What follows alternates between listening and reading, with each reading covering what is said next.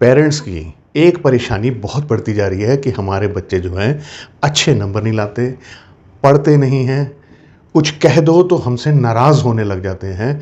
और आज के कंपटीशन के हिसाब से जो नंबर्स वो अटेन करते हैं वो नंबर सेटिस्फैक्ट्री नहीं होते हैं और हम उनके भविष्य को लेकर बहुत चिंतित हैं। अब जो बच्चे पढ़ते नहीं हैं या पढ़ा हुआ उन्हें याद नहीं रहता है या आपका कहना नहीं मानते हैं, तो उसके लिए मैं आपके लिए कुछ उपाय लेकर आया हूँ और कुछ बातें ऐसी हैं जिनका आपको ध्यान रखना होगा। कुछ बातें मैं अपनी पिछली वीडियोस में कह चुका हूँ, लेकिन मैं कोशिश करूँगा कि वो छोटे में मैं रिपीट भी कर दूँ ताकि आपके लिए वो एक रिमाइंडर भी हो।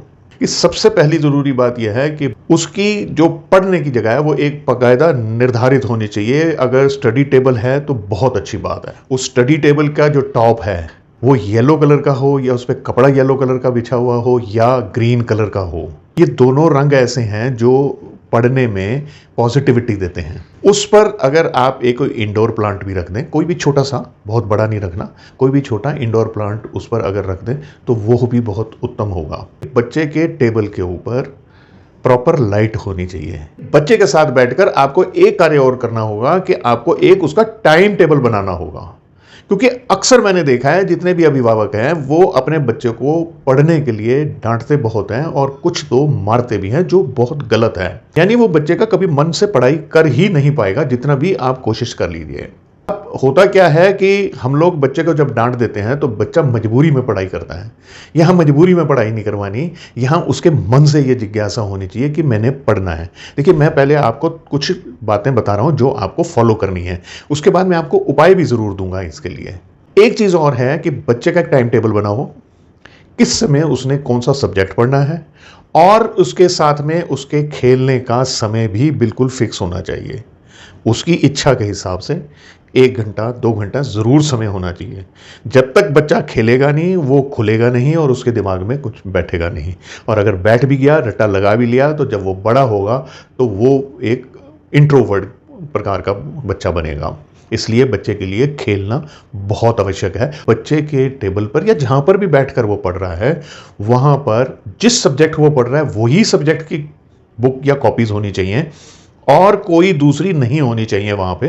वो किसी और स्थान पे पढ़ी हो, किसी अलमीरा में पढ़ी हो या किसी बैग में पढ़ी हो, वो पढ़ लिया, दूसरा सब्जेक्ट निकाला तो पहले सब्जेक्ट को वहाँ से हटा देना चाहिए। ये अक्सर गलती हो जाती है कि टेबल पर बहुत सारी किताबें, कॉपीज़ पड़ी रहती हैं। अब यहाँ मैं आपको एक बात और बताना चाहता हूँ कि अपने बच्चे का, जो पढ़ने वाला बच्चा है, ना तो आप उसका पेन यूज़ करेंगे, ना ही उसकी कॉपी यूज़ करेंगे। कई बार होता है ना कि बहुत ज़रूरत होती है कुछ लिखने के लिए, तो फटाफट उससे पेन ले लिया और कॉपी में से पन्ना फाड़ा और उसमें कुछ काम कर लिया। ये बच्चे की पढ़ाई के ऊपर बहुत बुरा असर डालता है और ये एक ज्योतिषीय ही उपाय मैं आपको बता रहा हूँ। बच्चे को जो भी रफ काम करना है या कुछ वैसे नोट्स प्रिपेयर करने हैं, कोशिश कीजिए कि ग्रीन इंक वाले पेन से वो करे। उसे जो स्कूल का कार्य करना है, कॉलेज का कार्य करना है, वो अपने ब्लू या ब्लैक से जैसे भी करना चाहता है वो वैसे करे, लेकिन अपने रफ काम जितने भी करने हैं उसने या कोई नोट्स प्रिपेयर करने हैं तो वो ग्रीन पेन से ही करे, तो उससे काफ़ी अच्छा होगा। बच्चे में थोड़ा सा भक्तिभाव भी पैदा कीजिए। गणपति जी और माँ सरस्वती के बारे में उन्हें ज़रूर बताएं।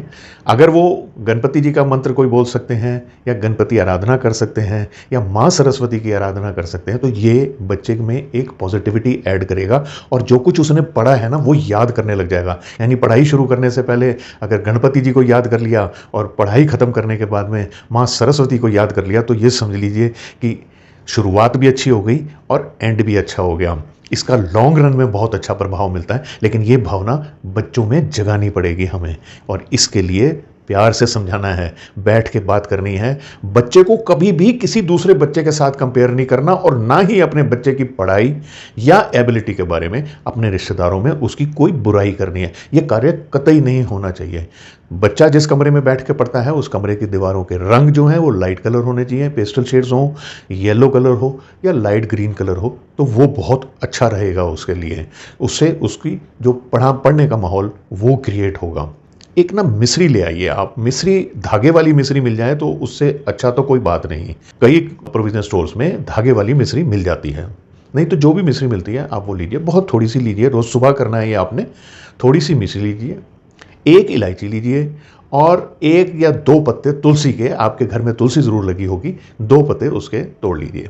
ये तीनों चीज़ों को आपने थोड़ा सा क्रश कर लेना है। और स्नान के बाद में जब आप पूजा पाठ करते हैं तो बहुत अच्छा, नहीं करते हैं तो एक कटोरी में इसका पाउडर सा बना के, मतलब इतना इसको कूट लीजिए कि एक ऑलमोस्ट पाउडर सा बन जाए, मिक्सी में नहीं पीसना।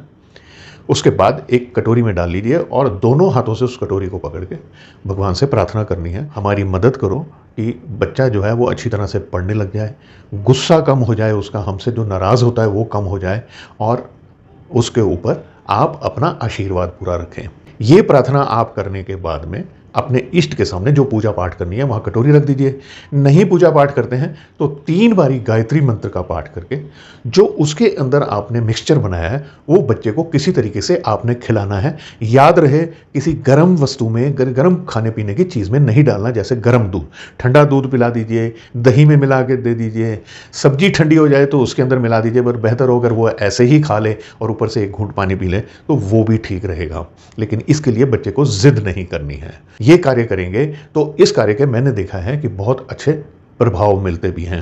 बच्चे को बहुत गुस्सा आता है, मान लिया आप जब पढ़ने के लिए कहते हैं और वो अपशब्द इस्तेमाल करता है, तब आप एक कार्य कीजिए, बच्चे के टेबल पर एक शीशी रखिए शहद की और उसमें एक चांदी का चकोर टुकड़ा है वो डाल दीजिए। बस करना यह है कि जो चांदी का चकोर टुकड़ा आप बाजार से लेकर आएंगे, जब वो लेकर आएँ उसे गंगा जल से साफ कीजिए और किसी सिलाई से या किसी चाकू से, कोई भी शार्प चीज़ से आप बच्चे का नाम और अपना नाम लिख दीजिए। या घर में जिस व्यक्ति के साथ में, मान लिया पिता के साथ वो बहुत बुरा बोलता है जब उसे पढ़ने के लिए कहते हैं, तो ये दोनों नाम उसे लिख दीजिए। नज़र आए या ना आए इसकी आप चिंता मत कीजिए, बस आपने वो नाम उसके ऊपर वो लिखकर और उस चकोर टुकड़े को उस शहद में डुबो के शहद की शीशी बंद करके रख दें। ये कभी जीवन में बाद में शहद आप इस्तेमाल भी कर सकते हैं, कोई दिक्कत नहीं है। जब करें तो फिर रिप्लेस कर दें दूसरी शहद की शीशी के साथ में। ये आप बच्चे की टेबल पर रख सकते हैं या बच्चे की अलमीरा में रख सकते हैं या कहीं पर अगर आप और स्थान में भी रख सकते हैं। इसके लिए कोई दिशा और इन सब चीज़ों की ज़्यादा आपको परवाह करने की ज़रूरत नहीं है। हाँ, लेकिन जब बच्चा पढ़ रहा हो कोशिश कीजिए कि उसका जो मुख है वो उत्तर की तरफ या पूर्व की तरफ होना चाहिए, यानी उत्तर से लेकर पूर्व तक किसी भी दिशा में अगर उसका मुंह होगा तो पॉजिटिविटी आती है उससे पढ़ाई के अंदर। आपका बच्चा हॉस्टल में है या आपका बच्चा विदेश में है और वो वहाँ पढ़ रहा है और आप उसके लिए प्रार्थना करना चाहते हो, तब आपने ऐसा करना है कि आपने किसी भी समय में आपने 3 बारी गायत्री मंत्र का पाठ करना है, अपने इष्ट से प्रार्थना करनी है कि मेरे बच्चे को सद्बुद्धि दे, वो पढ़े अच्छी तरह से, और अपने हाथों को इस तरह से थोड़ी देर तक रगड़ने के बाद में बच्चे की फ़ोटो के ऊपर आपने उसकी एनर्जी को, जैसे देते हैं एनर्जी ट्रांसफ़र करते हैं, ऐसे आपने बच्चे की फ़ोटो के ऊपर एनर्जी देनी है। देखिए, ये कार्य आपको लगातार करना पड़ेगा। ये मत सोचिए कि मैंने आज उपाय करा और कल से मेरा बच्चा बैठ के पढ़ने लग जाएगा। आप अभी से अगर ये सब कार्य करने लग जाएंगे तो मुझे उम्मीद है कि इस वर्ष आपका बच्चा आपकी अपेक्षाओं से भी अच्छा कर दिखा पाएगा। आशा करता हूँ आपको मेरी ये वीडियो पसंद आई है, आपको मैं कुछ दे पाया हूँ। पसंद आई है तो इसे लाइक शेयर कर दीजिए। किसी को अगर ऐसे आप भेजना भी चाहें तो ज़रूर इसे शेयर कर दीजिए और मुझे कमेंट्स ज़रूर करते रहा कीजिए। ये वीडियो भी मैंने किसी के कमेंट्स पे ही बनाई है। और अब मुझे आज्ञा दीजिए। नमस्कार।